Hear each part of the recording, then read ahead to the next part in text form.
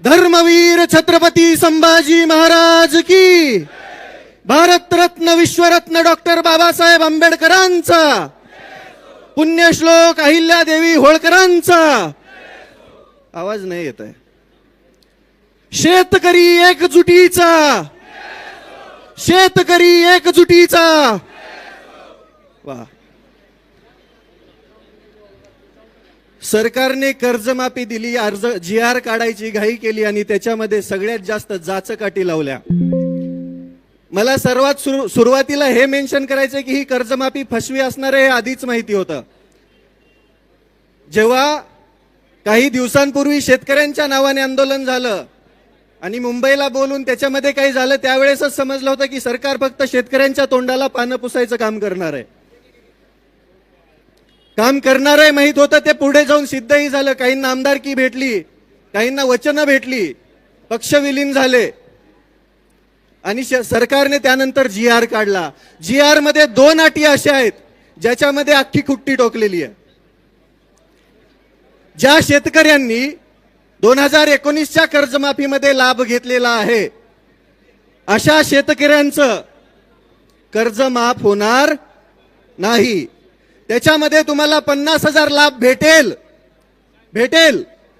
परंतु तुम्हाला जे कर्ज आहे, तुमचं जे थकीत कर्ज आहे, ते कर्ज तुम्हाला 1 ना 1 रुपया आधी भरावं लागेल. मग याला कर्जमाफी म्हणायची की फडणवीसांनी सुरू केलेली बँकांसाठीची कर्ज वसुली, हा प्रश्न पडलाय. दुसऱ्यामध्ये बी सेम तीच अट आहे, काहीच नाहीये. याच्यामध्ये महाराष्ट्रातील जवळजवळ 36 लाख शेतकऱ्यांचं नुकसान होणार आहे.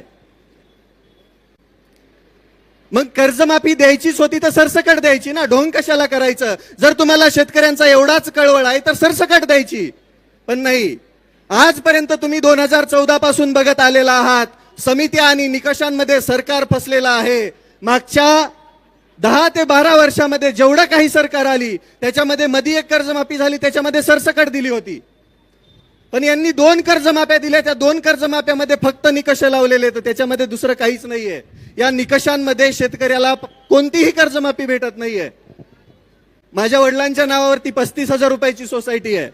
मागच्या वेळेस बी तो 50,000चा लाभ भेटला नाही, यावेळेस बी भेटणार नाही. मग कसं म्हणायचं की माझ्या शेतकऱ्याला, माझ्या शेतकरी राजाला कर्जमाफी भेटते म्हणून? जी मुख्य मागणी आहे, हेच मुख्यमंत्री देवेंद्र फडणवीस साहेब म्हटले होते की मी सत्तेमध्ये आल्यानंतर शेतकऱ्यांचा सातबारा करणार, कोरा कोरा कोरा कोरा कोरा. पण हा कोरा करायच्या नादामध्ये त्या शेतकऱ्यांच्या सातबाऱ्यावरती बोजा चढवायचं काम हे सरकार करत आहे. या सरकारच्या काळामध्ये विचार करा तुम्ही, कोणतीही सबसिडी शेतकऱ्याला भेटत नाही, कोणत्याही योजनेचे पैसे योग्य वेळेवरती शेतकऱ्याला भेटत नाही, खताचे औषधाचे भाव गगनाला भिडलेत, कोणताही हमी भाव योग्य प्रकारे शेतकऱ्याला भेटत नाही. कांदा 2 रुपयाने विकावा लागतोय. शेतकरी अक्षरशः देशोधडीला लागायला लागला आणि इथलं सरकार म्हणते आम्ही शेतकऱ्यांच्या हिताचं. अरे घंटा तुम्ही हिताचे आहेत, लई शिव्या येतात पण इथं देऊ शकत नाही. यांच्या विरोधात बोलतो म्हणून 2 दिवसापूर्वी 2 अकाउंट उडवले. अरे अकाउंट उडवले म्हणजे आवाज दबत असतो का? येता येता दुसरं उडवलं 5 लाखाचं. एवढे घाबरलेत हे, एवढे घाबरलेत कारण की शेतकऱ्यांची एकजूट व्हायला लागली, शेतकरी एकत्र यायला लागलाय. दादांनी सुरुवातीला आंदोलन चालू केलं. कांद्याच्या आंदोलनामध्ये बघा, सुरुवातीला 12 रुपये 35 पैसे वाढवलं. जशी जशी शेतकऱ्यांची एकजूट वाढायला लागली, दादांचा तीव्र विरोध चालू झाला. त्यानंतर 15 रुपयाच्या वर भाव केला ना, आता काहीतरी 16.5 रुपये केलाय. मग तुम्ही असं खुडत देण्यापेक्षा एक खट्या का देत नाहीत? गोष्टी देत असताना तुम्हाला सतत समिती आणि निकष का लागतात? आणि तुमचा तो पात्र शब्द नेमका कोणत्या पुस्तकातून आलाय तो एकदा बघावा लागेल. नेमका यांनी कोणत्या पुस्तकातून अभ्यास केलाय? कोणतीही गोष्ट मागितली की पात्र शब्द टाकणार. त्या पात्र शब्दामध्ये शेतकऱ्यांची अख्खी कर्जमाफी ही फसवी झाली. शेतकऱ्यांच्या हाती काहीही भेटणार नाही. शेतकऱ्याच्या हातामध्ये फडणवीस सरकारने गाजर द्यायचं काम केलंय. आणि कोणी बोललं की एक तर त्याच्यावर गुन्हे दाखल होतात, एक तर त्याचे अकाउंट बंद होतात आणि त्याला जेलमध्ये डांबल्या जातं. शेतकऱ्यांच्या हितासाठी बोलत असताना काही भांडवळ परत अजून खाली कमेंटमध्ये बोलतात की हे फक्त स्टंट चालू आहे वगैरे वगैरे. 1-2 दिवस उपाशी येऊन बसा की 4-5 तर भांडगुळ सोडलेत सरकारने. अक्षरशः संविधानिक पदावरती असताना भिकारचोटासारखं बोलतात, हे दलिंदरासारखं. अरे तुमच्या मनामध्ये एवढी नीचता भरलेली आहे, तुम्ही माणसं नाहीत, राक्षस आहात. तुमच्याकडून शेतकऱ्यांचं भलं होईल याची अपेक्षाच नाहीये. पण आम्ही पण खमकेत, आम्ही पण शेतकरी आहेत. आम्ही आतापर्यंत आमचं रुमणं त्या अवतावरती धरून 2 फूट आतमध्ये आऊत खुपसलंय शेतामध्ये, आमच्या शेतीची मशागत केलीये. तेच रुमणं काढून, तेच रुमणं हातामध्ये घेऊन तुमच्या डोक्याची आणि तुमच्या ढुंगणाची मशागत करायला आम्हाला वेळ लागणार नाहीये. आमच्या आसुडाचा आवाज ऐकला तर तुमच्या कानातून रगात निघल. त्यामुळं सुधरा, या 2 अटी मागे घ्या. सर्वसामान्य शेतकऱ्याला कर्जमाफीचा लाभ भेटू द्या. बँकांचे वसुली एजंट असल्यासारखं वागू नका, अन्यथा याचे परिणाम संपूर्ण महाराष्ट्रभर दिसतील. आज ही मूठ, वज्रमूठ एवढी मोठी होईल की या वज्रमुठीने तुमच्या डोक्यावरती प्रहार केला तर कुठे पाताळाला जाताल समजणार पण नाही. अरे यांना लाजा वाटायला पाहिजेत. देत असताना जरा नीट तरी द्यायचं ना. निकष लावून द्यायचंय तर द्यायचं, ढोंग कशाला करायचं. मतांपुरता शेतकरी लय महान असतो यांच्या नजरेमध्ये. पण मतं भेटली, सरकार आलं, सत्तेमध्ये बसले, ढुंगणाखाली खुर्ची भेटली की झालं, शेतकऱ्यांचा विसर पडला. कर्जमाफीचं गुऱ्हाळ मागचं 1 वर्ष चालू आहे माहितीये.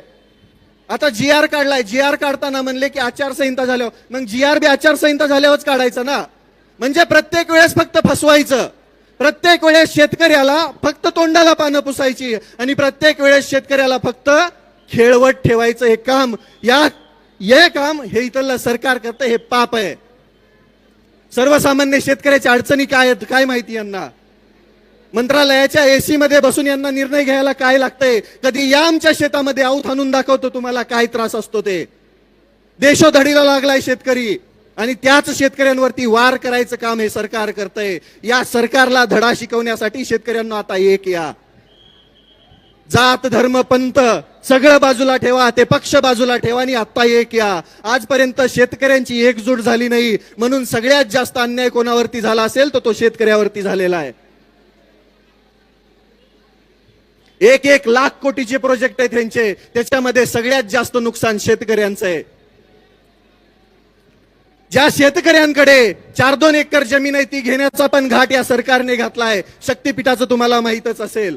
ज्याची आवश्यकताच नाही, ज्याला समांतर महामार्ग आहे, तरी पण यांना तिथं घालायचं आहे. कारण की सरकारनं शेतकऱ्यांच्या जमिनी घ्यायच्या, त्या कॉन्ट्रॅक्ट मधून पैसे कमवायचे आणि शेतकरी देशोधडीला लावायचा.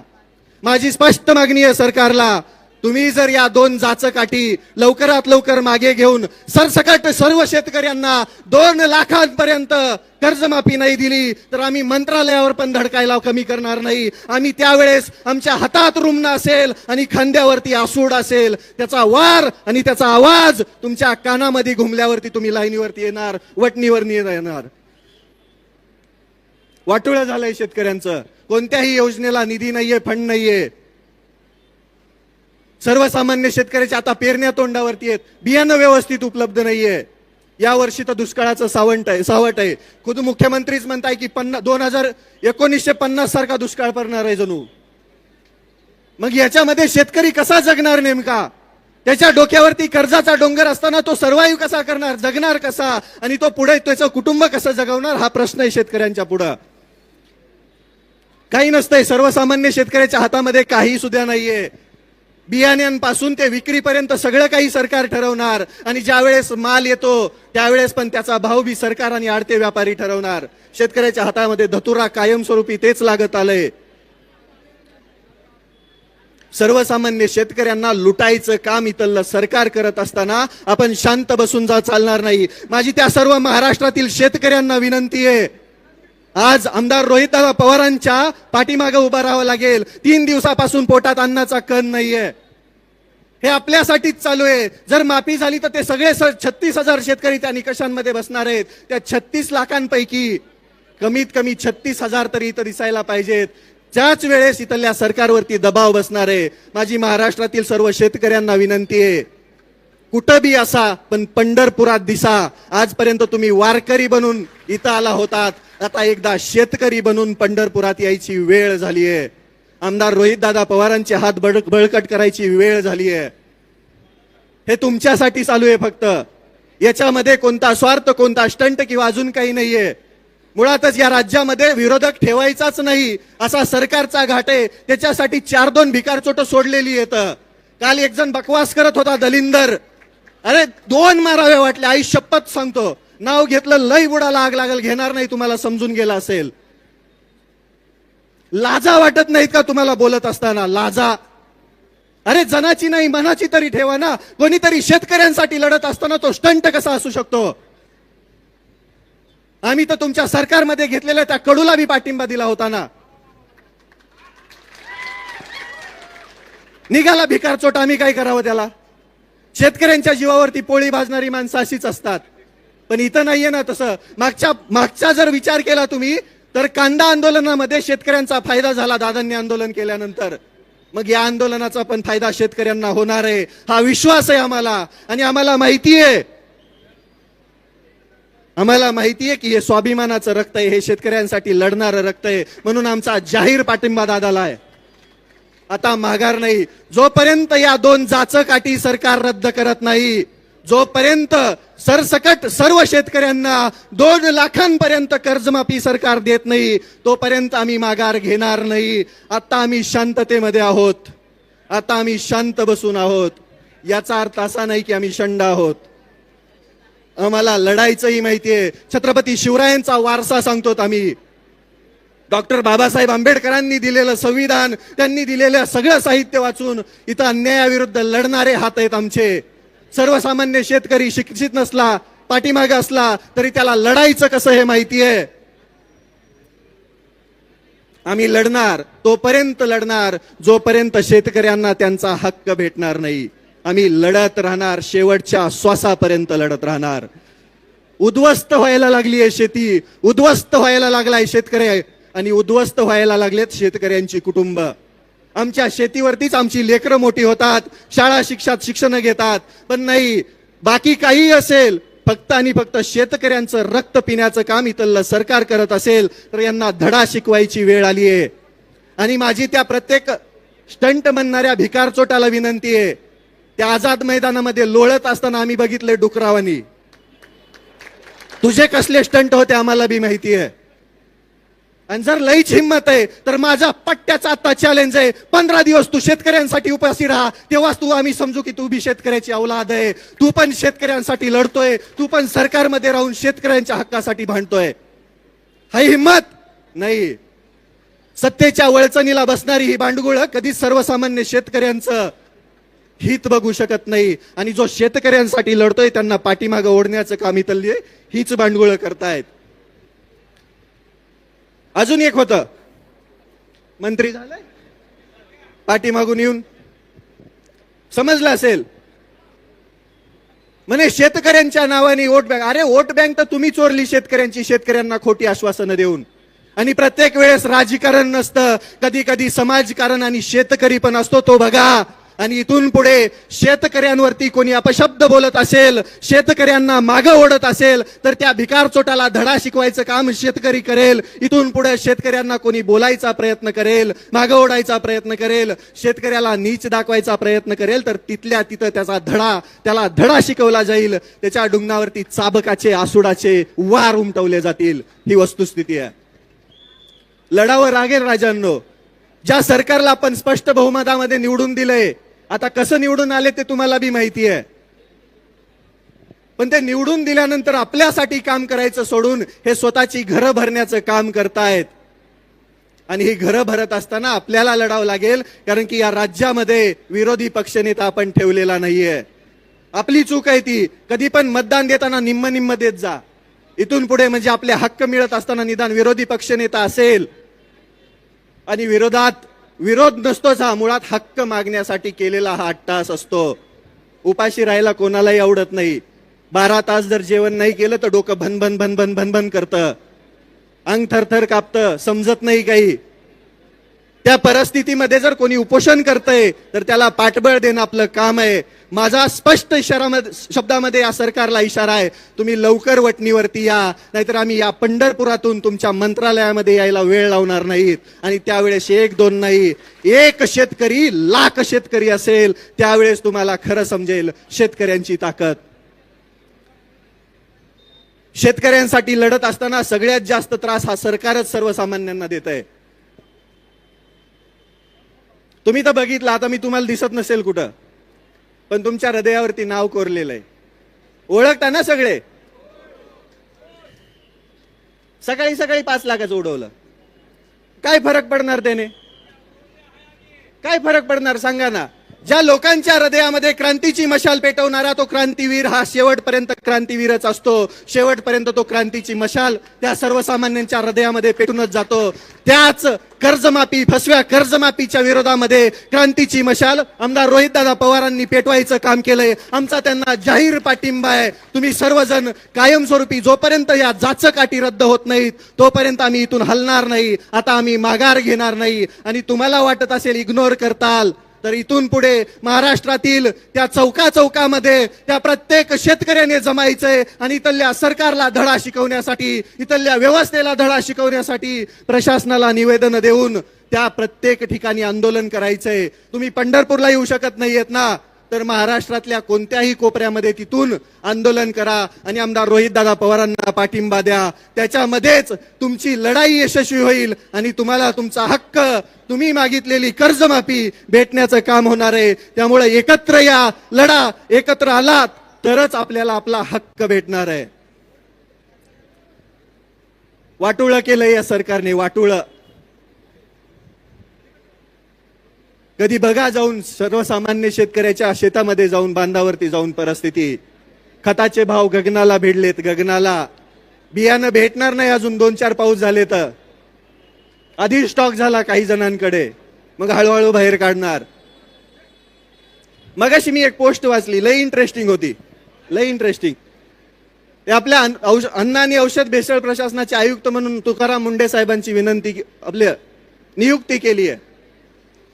मग देवेंद्र फडणवीस साहेबांच्या पेजवरती एक पोस्ट होती बीजेपी मुंबईच्या, की देवेंद्र फडणवीस साहेबांची कामगिरी इथून पुढे गुटखा विकणाऱ्यांवरती मोकोका कारवाई होणार. आणि याच्या दोन नाही 6 महिने आधीच नरहरी झिरवळ साहेब म्हणले होते की आम्ही बी मकोका कारवाई करणार, पण एकावर बी झाली नव्हती. कालपासून सगळ्यांवरती व्हायला लागली. म्हणजे एक माणूस सिस्टीम मधला काय करू शकतो, हे बदल घडू शकतो, हे तुम्ही बघता, पण त्याचं श्रेय लगेच दुसरे घेणार. बरोबर की नाही? तसाच अधिकारी जर आमच्या शेतकऱ्यांसाठीच्या असणाऱ्या कृषी विभागाला असला तर मामा पळूनच जातील लगेच. बरोबर की नाही? परवा दिवशी तर म्हणे एका शेतकऱ्याला, माझ्याकडे त्या शेतकऱ्याचा असो अक्षरशः ऊस जळाला होता. ऊस, किती असंवेदनशील असतात ही माणसं, तुम्ही बघा. ऊस जळाला, त्या शेतकऱ्याने उन्हात बसून आंदोलन केलं. त्याला पाणी सोडण्याचं आश्वासन भेटल्यानंतर आंदोलन मागे घेतलं. त्याची मागणी होती फक्त जळालेल्या ऊसाचा पंचनामा करा. अतिवृष्टीचे पैसे अजून आले नाहीत शेतकऱ्याच्या खात्यात. कोणत्याही विम्याचे पैसे मागच्या 2-4 वर्षात शेतकऱ्याच्या खात्यात आलेले नाहीयेत. पंचनामा करण्यासाठी कृषी मंत्री म्हटले की हे माझ्याकडे नाहीये, तुम्ही तुमचं बघा, तुम्ही मोठी माणसं आहेत.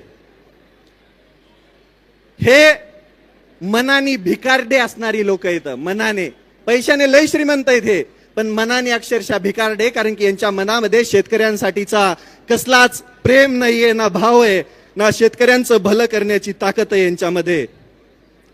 पण आम्ही शेतकरी पण खमकेत, आम्ही शेतकरी पण असे तसे नाहीयेत, आजचे कच्चे बच्चे नाहीयेत. आमच्यामुळेच तुम्ही आहेत.